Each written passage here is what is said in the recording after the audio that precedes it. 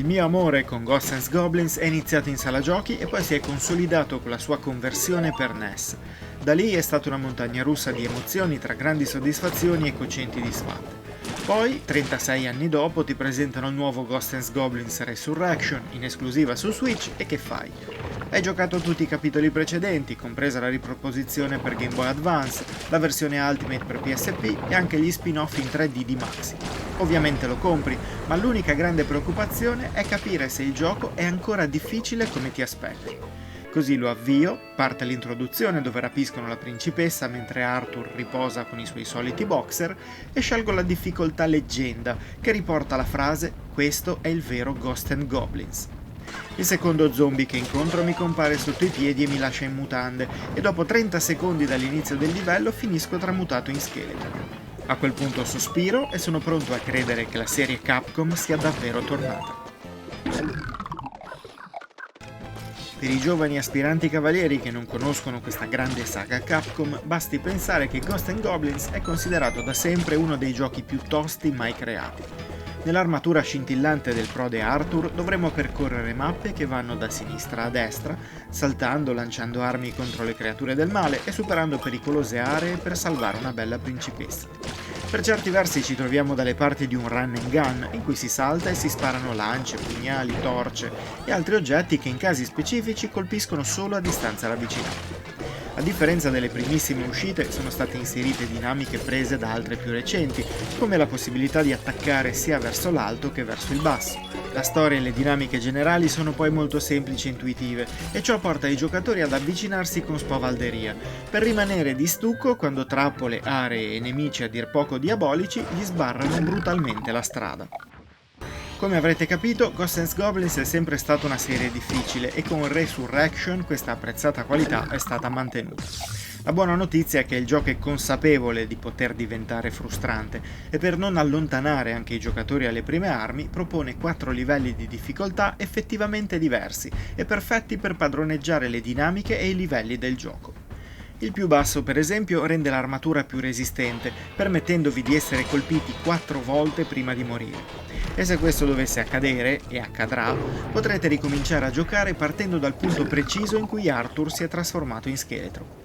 La difficoltà successiva elimina questa resurrezione istantanea, mantiene la resistenza dell'armatura ed inserisce dei checkpoint relativamente vicini. La terza mantiene i checkpoint, riduce a 3 i colpi necessari a far morire il povero Arthur e aumenta i nemici a schermo, mentre l'ultima, quella che come vi dicevo riporta la frase "questo è il vero Ghost and Goblin", fa esattamente quello che promette. Si muore con 2 colpi e l'unico checkpoint si trova a metà del livello. Inoltre il numero dei nemici a schermo aumenta ancora, creando situazioni da panico a ripetizione. Se poi volete un'ulteriore personalizzazione, nelle opzioni potete trovare il metronomo magico che vi permette di rallentare la velocità di gioco semplificando ancora un po' la sfida.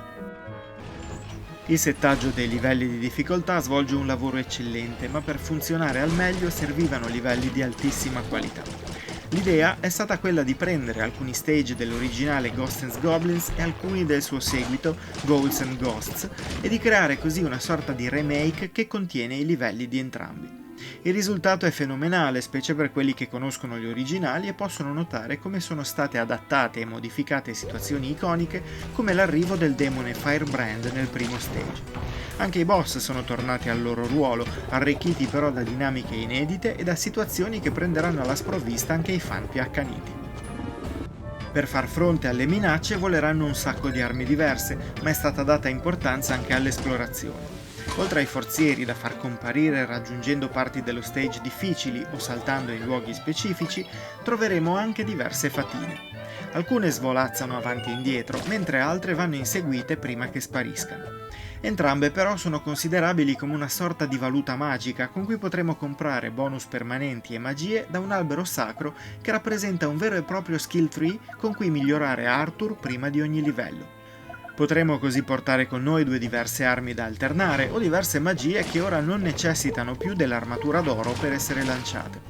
Si ha così una progressione inedita per il proprio personaggio e si aumenta una rigiocabilità che ci spinge a cercare tutti i forzieri e le fate presenti in ogni stage. Le sorprese comunque non sono finite e continuando a giocare non mancheranno ulteriori sfide per chiunque oserà accettarle.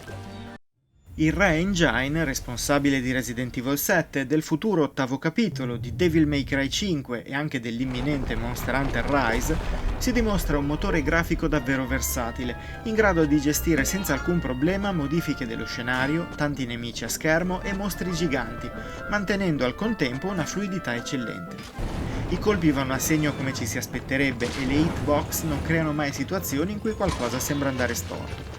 Il design generale è poi ottimo, riprendendo quanto fatto in passato per riproporlo con attenzione e cura, dagli stage iconici fino a nemici che personalmente ho odiato e temuto fin dall'infanzia e che un po' mi sono mancati in tutti questi anni.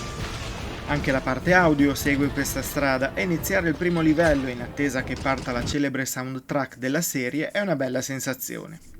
Infine vi segnalo che, anche se il titolo nasce per essere giocato in single player, contiene una simpatica componente per 2 giocatori in cui uno guida normalmente Arthur, mentre l'altro muove per lo schermo uno spiritello che può dargli manforte. Nulla di eclatante, ma resta un modo nuovo per vivere in co-op un grande ritorno dal passato.